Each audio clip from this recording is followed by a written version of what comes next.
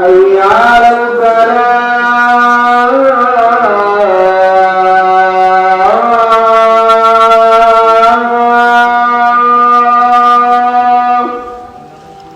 حي على الفلاح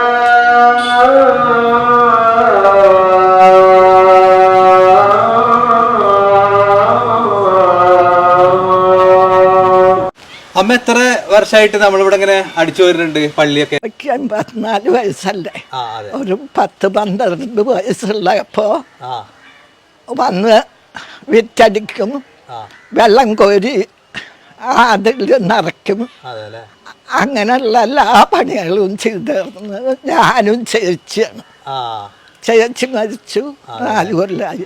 എല്ലാ ദിവസവും നേരം വെളിച്ചാകുമ്പോൾ ഞാൻ വന്നു അവിടെ അടിച്ചു വൃത്തിയാക്കി.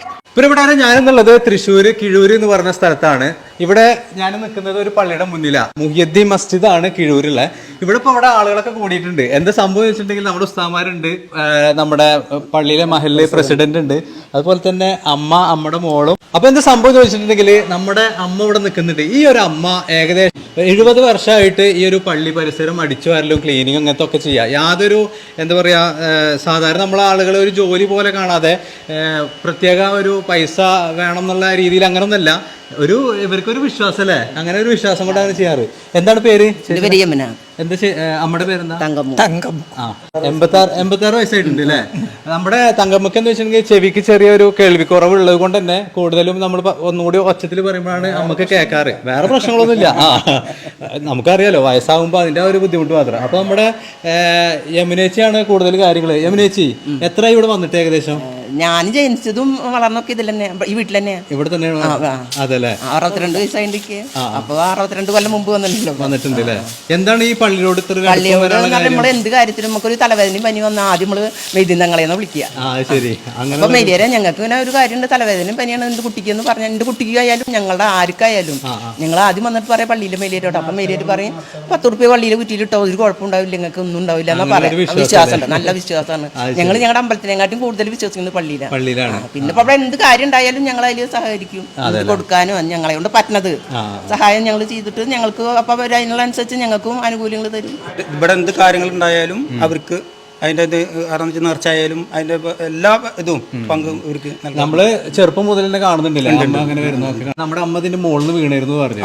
അതെന്തായിരുന്നു? അത് പള്ളി പണിത് കൊണ്ടിരിക്കുമ്പോ 2ാം നിലയിലാണ് വീണത്. ഈ 2ാം നിലയിൽ നിന്ന് വീണിട്ട് തണ്ടലിന് മാത്രമാണ്. എന്നിട്ട് അത് തണ്ടലിന് ഒരു മരുന്ന് വെച്ച് കെട്ടി പെട്ടെന്ന് തന്നെ പിക്കപ്പായി. ആള് പെട്ടെന്ന് തന്നെ റെഡി. പിന്നെ പ്രശ്നമൊന്നും ഉണ്ടായിട്ടില്ല. പിന്നെ നല്ല ആരോഗ്യത്തോട് കൂടിയിട്ട് തന്നെ പഴയ പോലത്തെ ആരോഗ്യത്തിന് വീട്ടിൽ തിരിച്ചു വന്നു അല്ലേ. ഇപ്പൊ ഇവിടെ ഈ പള്ളിയിൽ എന്തായാലും പരിപാടി ഉണ്ടാകുമ്പോൾ ഈ പരടെ ചുറ്റും എടുപ്പാക്കാനും ഞാൻ സഹായിക്കും. എന്ത് ഇവിടെ ഇതുണ്ട് ചില പരിപാടികൾക്കൊക്കെ പറഞ്ഞ സഹായിപ്പിക്കും, അവർക്ക് ഭക്ഷണം അതൊക്കെ കൊടുക്കുകയും ചെയ്യും. പിന്നെ നേർച്ച എല്ലാ പല ഭാഗത്തുനിന്നും വേറെ ആൾക്കാർ തന്നെ കണ്ടമാനം നേർച്ച ചെയ്യാറുണ്ട്. വിളിച്ച നമ്മൾക്ക് ഉടനടി ഞാൻ മരിച്ച ആളാണ്, പിന്നെ രക്ഷപ്പെട്ടു. ഒരു പുനർജീവിതമാണ് ശരിക്കും പറഞ്ഞിട്ടുണ്ടെങ്കിൽ. എല്ലാവരും ഇന്നെ പ്രായടക്കം മേടിച്ച് വെച്ചവര്. അപ്പോ ഇയാളുടെ ശക്തി ഇപ്പോഴും ഞാൻ എന്തുണ്ടായാലും ഞങ്ങളേക്ക് വയ്യാന്ന് പറഞ്ഞു.